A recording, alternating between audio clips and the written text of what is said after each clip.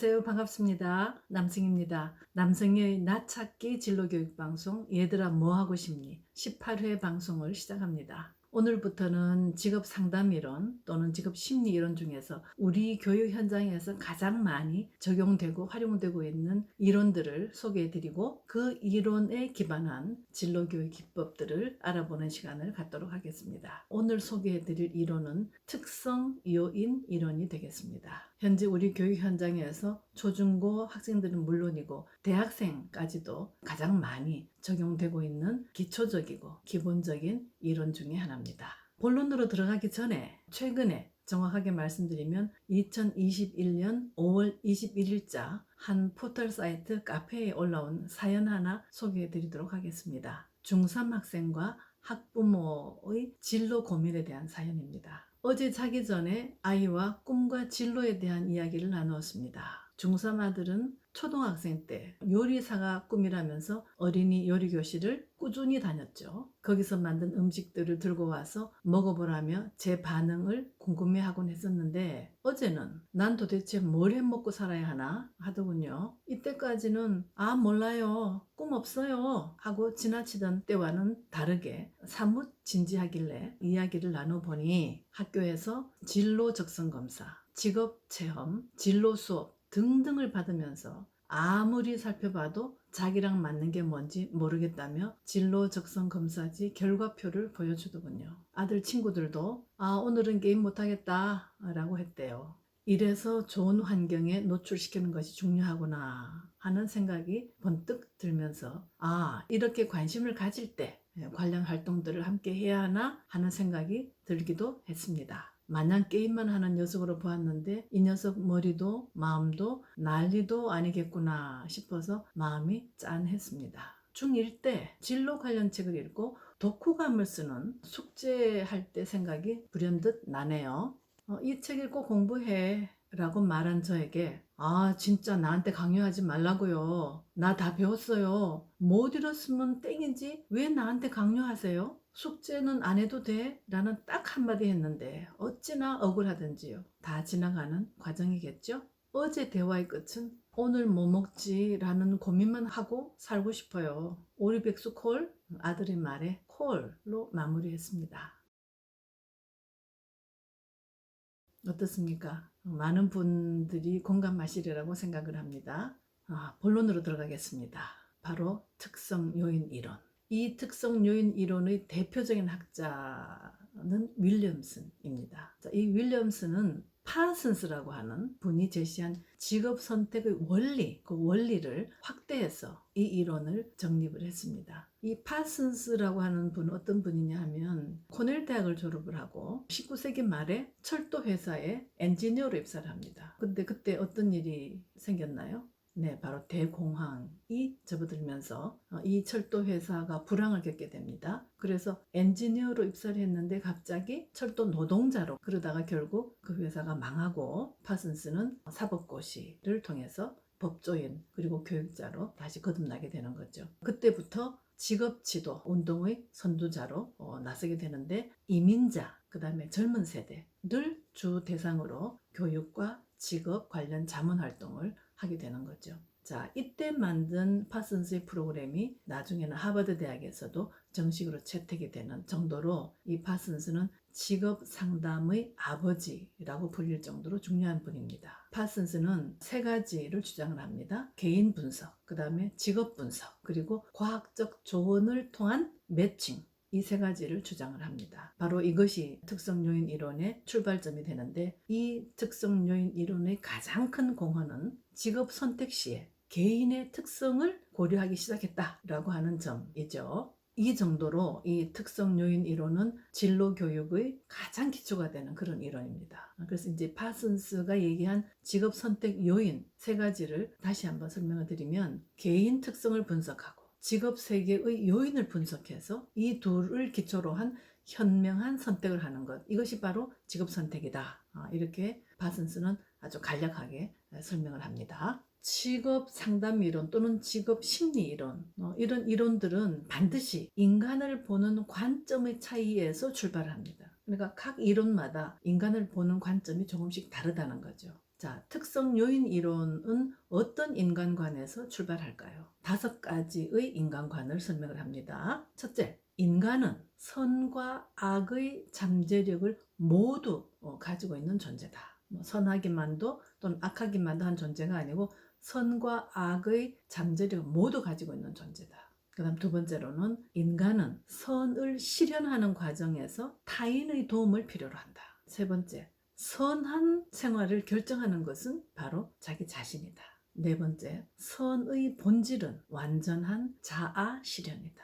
그리고 중요한 것, 인간은 각자 독특한 세계관, 다시 말하면 독특한 특성을 지닌다. 이 5가지가 특성 요인 이론의 인간관이 되겠습니다. 자, 바로 파슨스의 이론을 확장한 윌리엄슨 역시 핵심 개념을 개인의 특성에서 출발합니다. 개인의 특성. 여기에 더해서 직업의 요인을 설명하고 이 둘의 합리적인 매칭을 주장을 하게 되는 거죠. 특성이라고 하는 것은 우리가 이 이전 방송에서 많이 말씀을 드렸는데 바로 측정 가능한 개인의 특징들. 자, 예를 들면 지능이라든지 흥미, 적성, 성격, 가치 또는 학업 성취도, 작업 능력 이런 것을 측정할 수 있는 많은 도구들이 있습니다. 그것이 바로 표준화된 심리 검사지들이 되겠죠. 그 이외에 다른 방법들도 많이 있습니다. 어쨌든 측정 가능한 개인의 특징들, 이것을 특성이라고 한다. 두 번째, 요인이라고 하는 것은 특정 직업을 수행하는 데 요구되는 직업 능력, 이것을 요인이라고 합니다. 자, 예를 들어서 직업 성취도, 직업에 대한 관심, 책임감, 성실성, 포부 이런 것들 요인이 되겠습니다. 개인의 특성에 맞는 직업을 매칭하는 것, 사람과 직업을 짝지어주는 것, 여기에 초점을 맞추고 있다. 이렇게 보시면 되겠죠. 따라서 이 이론의 특징을 요약을 하면 이렇습니다. 개개인은 측정될 수 있는 독특한 특성을 가지고 있고 모든 직업은 그 직업의 성공적인 수행을 위해서 특정한 특성을 지닌 사람을 요구하고 직업 선택은 매칭이 가능한 직선적 과정이다. 우리 짝짓기 프로그램 같은 데 보면 남성이 있고 여성이 있고 또는 여성이 있고 남성이 있으면 화살을 쏘게 되는 거죠. 그것이 바로 직선적 과정으로 매칭이 되는 것. 이것과 유사하게 개인의 특성, 직업의 요인 간의 직선적 과정이다. 이런 매칭을 통해서 직업 선택이 이루어진다. 이렇게 보는 거죠. 자, 따라서 개인의 특성과 직업의 요인이 잘 연결될수록, 잘 연결된다고 하는 것은 어떤 뜻입니까? 매우 합리적으로 연결될수록 그 직업에 대한 성공 그리고 만족의 가능성이 크다. 이렇게 이 이론의 특징을 요약할 수가 있습니다. 이 이론에 의하면 진로 상담의 목표는 어떻게 해야 된다고요? 모든 잠재적 개성을 발달시키는 것이 아니라 특정 방향으로 발달하도록 영향을 주는 것. 이것이 바로 이 이론에 의한 진로 상담의 목표가 되겠습니다. 자, 여기에서 중요한 것, 측정될 수 있는 독특한 특성을 중심으로 라는 점. 그래서 이 측정될 수 있는 독특한 특성을 중심으로 제안된 것이 바로 뭐다? 표준화된 심리검사의 활용이 되겠습니다. 바로 이것이 특성요인 이론의 가장 큰 특징이 되겠습니다. 특성요인 이론에 의한 진로교육 기법을 말씀드릴 텐데 그 중에서 첫 번째로 변별 진단이라고 하는 것이 있습니다. 자, 앞에서 사연 소개해 드렸는데 그 사연 속의 중3 자녀는 무엇이 문제였습니까? 자, 한번 생각을 해보면서 이 내용을 한번 들어보시기 바랍니다. 윌리엄스는 이 변별 진단에는 4가지가 있다. 이렇게 얘기를 해요. 무선택, 불확실한 선택, 불일치, 어리석은 선택. 이 4가지. 대충 짐작을 하셨으리라고 봅니다. 이 4가지 내용을. 그럼에도 불구하고 간략하게 설명을 드릴게요. 자, 무선택이라고 하는 것은 진로를 결정한 경험이 없거나 또는 선호하는 진로가 있음에도 불구하고 어느 것을 선택할지를 결정하지 못하는 경우. 그래서 이런 경우에는 자녀는 자녀의 선택 의사를 표현할 수도 없고 자신이 무엇을 원하는지도 모르겠다 라고 대답합니다. 이런 경우는 이제 무선택의 변별 진단의 결과가 되겠죠.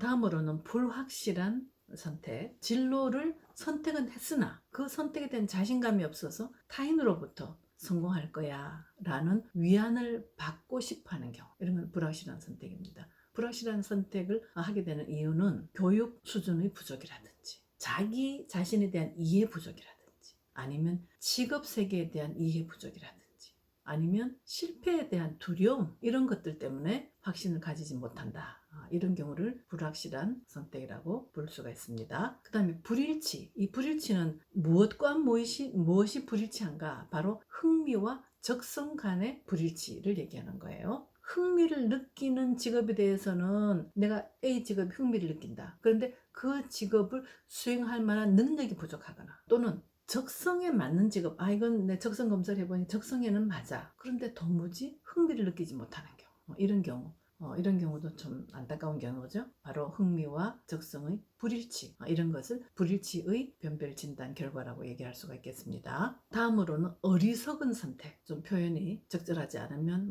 현명하지 못한 선택 이렇게 부르기도 합니다. 자, 어떤 것이냐? 자신의 능력보다도 낮은 능력이 요구되는 진로를 선택하거나 안정된 직업만을 추구하는 이런 경우, 또는 동기나 능력은 부족한데 고도의 능력이나 특수한 재능을 요구하는 진로를 선택하는 경우, 이런 경우를 현명하지 못한 선택이다 이렇게 보는 거죠. 여기에 조금 몇 가지 경우를 더 보탤 수가 있는데, 예를 들면 흥미가 없고 성격에 부합하지 않는 진로를 선택하는 경우, 또 목표와 맞지 않는 적성, 또 흥미와 관계없는 목표를 가진 경우, 자기 자신에 대한 충분한 이해가 부족한 상태에서 진로를 선택하게 되면 이런 흥미가 없고 성격에 부합하지 않는 진로를 선택하거나, 또 목표와 맞지 않은 적성, 흥미와 관계없는 목표를 가지는 경우, 이런 경우가 되겠죠. 또는 이런 경우도 어리석은 선택에 속하겠죠. 특권에 대한 갈망을 가지는 경우, 이런 경우도 어리석은 선택에 해당되겠습니다. 자, 앞의 사연에서 중3 학생의 경우는 어떤 문제 유형인가요? 네, 무선택이죠. 초등학생 때는 요리사가 꿈이었다고 했지만 중학생 때는 지금 어떻게 됐나요? 아무것도 결정하지 못하는, 도대체 진로 적성 검사 결과표를 가지고도 무엇을 선택해야 될지 모르는 경우, 이런 경우가 바로 무선택의 경우가 되겠습니다. 자, 이렇게 무선택이라고 하는 진단이 나왔어요. 그럼 아까 학부모님이 그런 얘기를 했죠. 이럴 때 관련 활동을 함께 해야 하나 라는 생각을 하게 됐죠. 바로 이때 필요한 학부모의 상담 기술 5가지를 간단하게 설명을 드리도록 하겠습니다. 자, 우선 촉진적 관계를 형성하고 자기 이해를 신장시켜서 행동 계획을 설계하도록 권고해서 바로 그 계획을 수행하도록 하면서 필요한 경우에는 위임과 의뢰를 한다. 이것이 바로 학부모의 상담 기술 5가지가 되겠습니다. 조금 더 부연 설명을 해드리면, 촉진적 관계 형성이라고 하는 것은 아까 자녀가 마지막에 뭐라고 얘기를 했나요? 오늘 저녁은 오리백숙 콜, 또 학부모님은 콜, 이렇게 마무리를 지었죠. 아마 그날 저녁의 메뉴는 맛있는 오리백숙이었겠습니다. 음식을 놓고 오순도순 얘기를 나누면서 신뢰감을 줄 수 있는 분위기를 형성해서 자녀의 문제 해결을 촉진할 수 있는 그런 관계를 형성한다. 그건 아주 좋은 출발이 되겠습니다. 단순히 분위기만 조성하는 것이 아니고, 그 다음에는 자녀로 하여금 자신에 대한 이해를 신장시키는 것이 필요하겠다. 그래서 자녀가 자신의 장점이나 또는 특징에 대해서 아주 개방적인 평가를 하도록 돕는다. 또 자신의 장점이나 특징들이 오늘 우리가 갖고 있는 이 문제를 해결하는데 어떻게 관련되는지에 관한 통찰력을 갖도록 격려한다. 이것이 바로 자기 이해의 신장 단계가 되겠습니다. 자, 그런 후에 행동 계획을 짜도록 권고를 하고 또 그것을 실제로 설계해 본다. 이런 단계가 되겠습니다. 자녀가 이해하도록 상담해주고 조언해주고, 그러면서 자녀의 감정이라든지 습관이라든지 행동, 태도, 이런 것을 학부모님이 언어로 잘 정리를 해줍니다. 그래서 실제 행동을 계획하고 설계하도록 돕습니다. 이것이 바로 행동 계획의 권고와 설계 기법이 되겠습니다. 그런 후에 그 계획을 짰으니까 자녀가 진로 선택에 직접적인 도움이 되는 여러 가지 제안들을 자녀에게 해줍니다. 그래서 자녀는 그 계획을 실행에 옮겨서 진로를 선택하도록 돕는 이 과정이 바로 계획의 수행이다. 진로 선택이라고 하는 목표를 가지고 촉진적인 관계를 형성을 해서 자녀로 하여금 자기 이해를 신장시키도록 도와주고, 세 번째로는 행동 계획을 권고하고 설계하도록 도와주면서 그 계획된 내용들을 수행하도록 해서 궁극적으로 진로를 선택하도록 돕는 일을, 자, 여기까지 했는데 그래도 좀 미진하다. 싶을 때는 위임 또는 의뢰를 하게 됩니다. 필요한 경우에는 전문적인 상담사를 만나도록 권유하기도 하고 실제로 자리를 만들기도 하는 이런 단계까지, 이것이 바로 특성요인 이론에서의 상담 기법이 되겠습니다.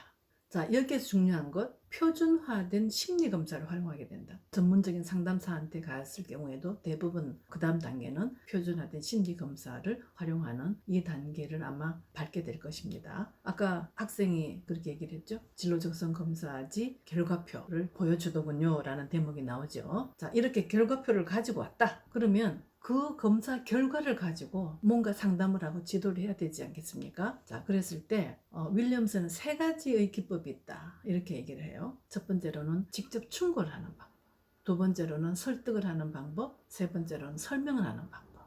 이렇게 윌리엄스는 3가지를 제안을 합니다. 자, 직접 충고라고 하는 것은 검사 결과를 토대로 학부모의 의견을 직접 솔직히 표명하는 것. 자, 이런 경우에는 자녀가 원하는 경우, 아니면 자녀가 잘못된 결과를 가져올 그런 행동을 하려고 할 때, 특히 자녀의 행동이나 선택이 실패나 또는 좌절에 이르는 그런 행동이나 선택을 하려고 하면 이때는 당연히 직접 충고라고 하는 방법을 사용해야 되겠죠. 학부모의 견해를 솔직하게 표명을 한다. 그 다음 두 번째로는 설득의 방법이 있습니다. 이것은 합리적이고 논리적인 방법으로 증거를 제시하면서 이 진단 결과가 암시하는 바를 이해를 시켜줍니다. 이 진단 결과가 암시하는 바는 이러이러한 것이므로 스스로 자신의 문제를 해결하도록 돕는 것, 이것이 바로 설득이다. 합리적이고 논리적인 방법으로 증거를 제시하는 것, 이것이 포인트가 되겠죠. 그 다음 설명의 방법은 진단 결과를 가지고 그 결과를 해석해서 자녀의 진로 선택을 돕는 것인데, 학부모는 자녀에게 선택 가능한 대안들, 그리고 그 대안들에서 예상되는 결과들에 대해서 이해를 하도록 돕는 것.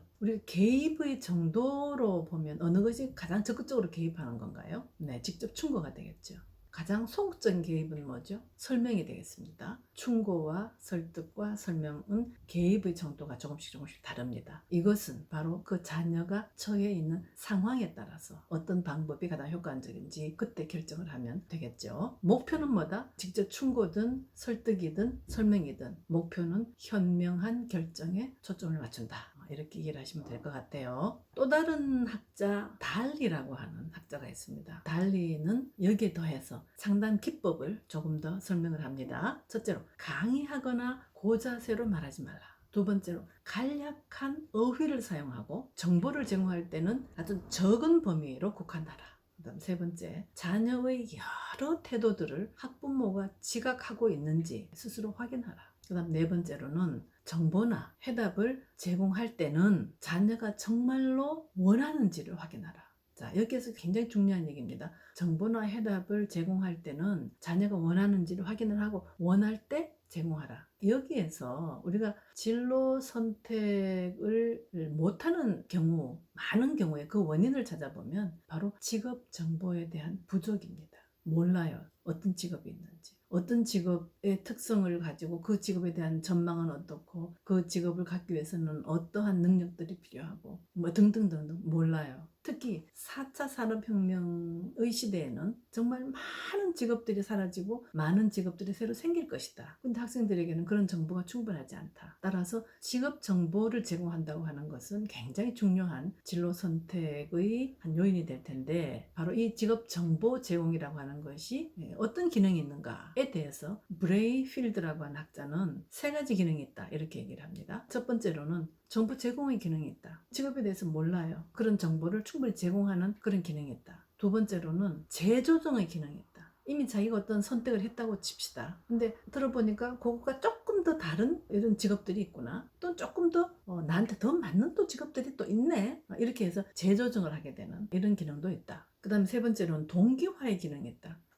그 얘기를 들어보니까 정말 동기가 유발되더라. 이게 브레이필드는 이렇게 3가지 기능이 있다고 얘기를 합니다. 근데 여기에다가 조금 더 부수적인 기능을 또 얘기를 해요. 탐색의 기능이 있고 확신의 기능이 있고 평가의 기능이 있고 놀람의 기능이 있다. 탐색이라고 하는 것은 뭐 당연히 직업에 대한 탐색을 얘기하는 거죠. 두 번째, 확신의 기능은 자신이 선택한 진로에 대해서 또 추가적인 정보를 제공받아 봤더니 내가 선택한 것이 정말 잘 선택을 한 것이었구나 라는 확신을 갖게 하는 이런 경우도 있고, 평가라고 하는 것은 많은 직업들을 놓고 어떤 나름의 기준을 가지고 평가를 하게 되는 거죠. 놀람의 기능이라고 하는 것은 정말 이런 직업도 있네, 새로운 신세계를 보는 것 같은 그런 놀람의 기능도 있다라고 직업 정보 제공의 기능을 얘기를 할 수가 있겠습니다. 본 방송 11회에서 우리가 직업 정보 그리고 검색 자료에 대한 많은 얘기들이 담겨져 있습니다. 기억이 나지 않으시면 11회 방송을 다시 한번 보시면 도움이 될 것이고, 특히 워크넷을 제가 또 따로 빼서 방송을 따로 했는데, 워크넷은 굉장히 중요한 검색 사이트가 되겠습니다. 적극적으로 활용해 보시기를 다시 한번 권유드립니다. 특성 요인 이론을 한마디로 정리를 다시 한번 해보겠습니다. 개개인은